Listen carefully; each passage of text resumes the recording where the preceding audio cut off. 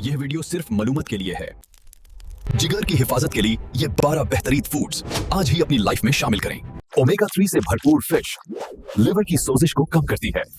Coffee liver में चर्बी और फालतू मादा जमा नहीं होने देती। नंबर 3, पालक जैसी सब्जियां जिस्म से जहरीले मादा को खत्म करती है। नंबर 4, अखरोट लिवर के एंजाइम्स को बेहतर और सेहतमंद बनाते हैं।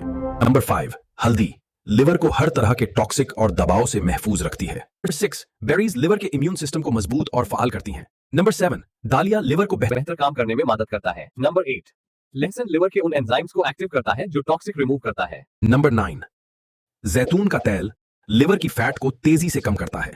नंबर 10, ग्रेपफ्रूट लिवर की नेचुरली केयर करने वाले एंटीऑक्सीडेंट से भरपूर है। नंबर 11, ग्रीन टी लिवर का एंजाइम्स को एक्टिव करती है।